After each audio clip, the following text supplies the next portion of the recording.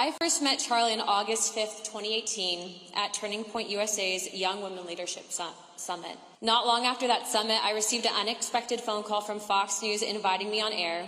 I'd never done television, and I had no idea how they got my contact. Later found out that Charlie had pitched me to the network. Shortly after that, I was literally preparing to go to medical school, bags packed, and I kid you not, 24 hours prior, I got a call that changed my life.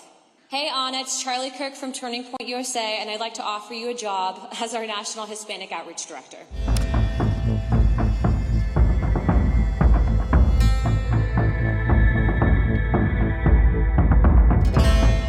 I want to thank you all for being here today and start by expressing my deepest gratitude, not just to those who have joined us here today, but to the millions of Americans who have poured out their love, prayers, and support for Erica, Charlie's family, and the Turning Point USA community during this heartbreaking time. Like so many of you, I'm still struggling to process the reality of Charlie's absence. It's hard to accept that someone so vibrant and so full of life is no longer with us. But in my heart, I know Charlie would not want us to throw in the towel. He'd tell us to pick up the mic, to keep pushing, and to carry his movement forward with unwavering resolve. I first met Charlie on August 5th, 2018 at Turning Point USA's Young Women Leadership Summit. I just left the Air Force and was working as a counter-trafficking activist, planning on attending medical school. At the time, Turning Point was a small organization with maybe a few hundred people at every conference. I vividly remember seeing Charlie walk through the crowd, young, wearing sneakers, of course, with his suits, yet radiating a larger-than-life aura. And when he passed by, I remember hearing people say, "That's Charlie Kirk." Even then, you could feel his energy, his vision, and his ability to inspire. That conference was my own turning point for me. It's where I met some of my closest friends, many of whom are now some of the most influential and biggest names in conservative and Republican politics. I also saw women I admired speak boldly about issues that mattered. And what I didn't know at the time is that Charlie and Turning Point USA was scouting me to become their National Hispanic Outreach Director. Charlie had this extraordinary gift of being able to recognize things in people before they realized it for themselves. In 2018, when young conservatives and Republicans were not being engaged by the GOP, Turning Point was ahead of the curve, and that was because of Charlie's vision and leadership. Not long after that summit, I received an unexpected phone call from Fox News inviting me on air. I'd never done television, and I had no idea how they got my contact, and after pressing the producer, I later found out that Charlie had pitched me to the network in an effort to advocate for me sharing my immigration perspective. That was always Charlie, thinking about how to lift up other voices, amplify new perspectives, and strengthen the movement. He understood the challenges that we collectively face together, and he knew that he couldn't do it alone. Shortly after that, I was literally preparing to go to medical school, bags packed, and I kid you not, 24 hours prior, I got a call that changed my life. Hey Anna, it's Charlie Kirk from Turning Point USA, and I'd like to offer you a job as our National Hispanic Outreach Director. 24 hours prior, guys. That was my fork in the road. Was I going to continue on what I thought my path was, or was I going to pay attention to God knocking at the door and showing me that there might be a different one? And so, in about 6 hours, I decided that I would stay and help fight socialism on college campuses alongside Charlie Kirk.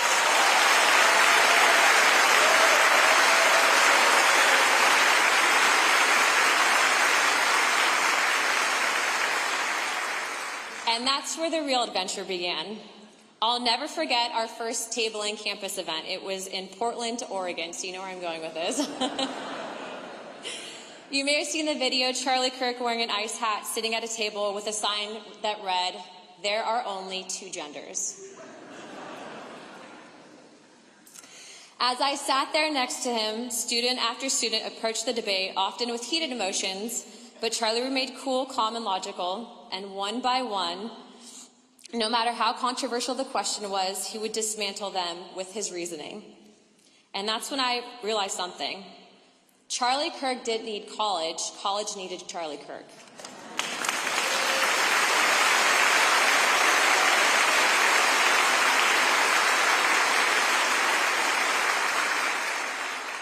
Those college tours are some of my fondest memories. Charlie's work ethic was truly unmatched, only probably rivaled by President Trump.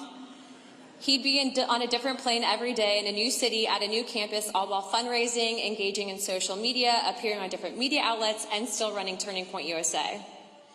But yet when he sat at that table or in the chair ready to debate anyone, he was truly in his element, fearless, focused, and fully committed to the truth. I saw Turning Point grow from those early days of a few hundred attendees to conferences with thousands upon thousands of young people, all inspired by Charlie's vision. Turning Point wasn't just a nonprofit, it's a movement, a force for change to empower young conservatives to take a stand. Walking into Turning Point's headquarters for the first time, I was struck by the energy of young people, dynamic, creative, and passionate my age, were running the entire operation.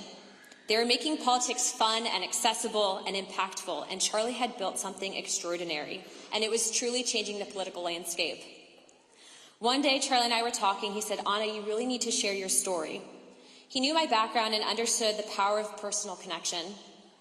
He taught me that while identity politics was real, not everyone thought that way, and stories like mine could help combat the narrative.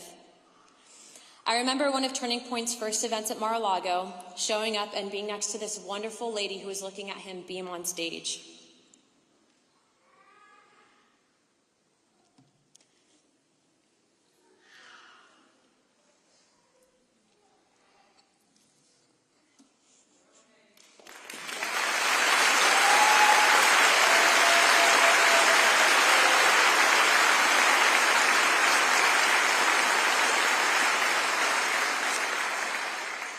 I realized I'd been sitting next to Charlie Kirk's mom and how proud she was to see her young boy there.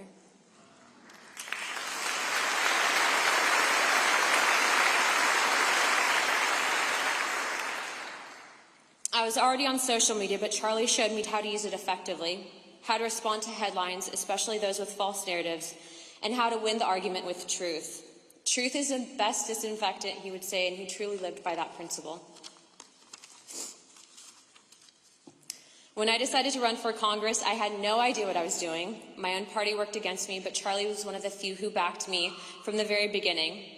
Turning Point helped me knock doors, and Charlie invited me onto his podcast to share my message. In a world where political alliances are often transactional, Charlie asked for nothing in return. To him, it was about saving our country and advancing the movement. He introduced me to some incredible people, like Caroline Leavitt, who was running for office at that time as well. Charlie hosted us both at the Student Action Summit, and I often joke that Charlie's probably the only reason why I have friends. Some of the many people that I'm closest today, I met through his organization and this movement.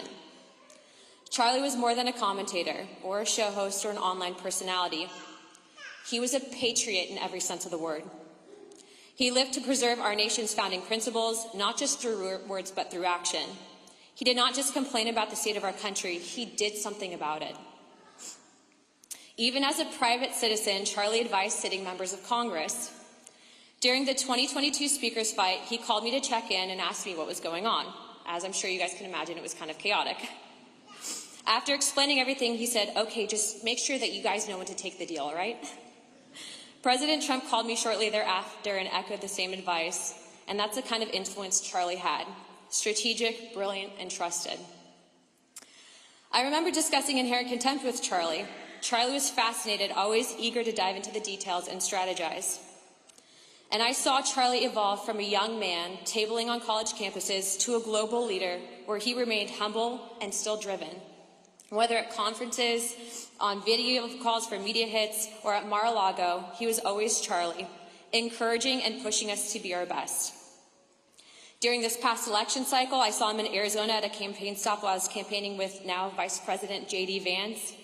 He pulled me aside to share messaging tips, as he always did, and of course I took his advice because it always worked. Backstage, he was chatting it up with J.D. and doing what he did best, building a movement one conversation at a time. The last time I saw Charlie in person was at the Student Action Summit in Tampa. I spoke on a show, addressed the students, and spent time with my friend. That day, I talked a little bit about the evil that we face in our world, a topic Charlie was passionate about, as he used his platform to reach millions, not just to discuss politics, but to share his faith and point people toward God. Charlie Kirk will go down in history as one of the greatest political minds and activists of our lifetime.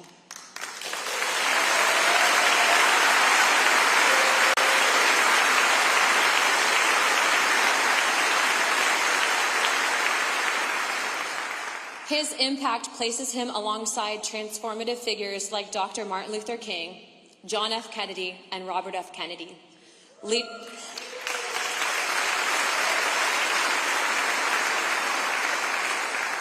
Leaders who inspired movements, challenged the status quo, and fought for what they believed in. Charlie's legacy is not just in the ideas that he championed, but the countless of lives that he's touched, the voices he amplified, and the movement that he built. Though Charlie's no longer with us physically, his spirit lives on. And in my heart, according to the scriptures, I know that I will see my friend again one day. Since his passing, Turning Point USA has received the request to start over 32,000 new college campus chapters.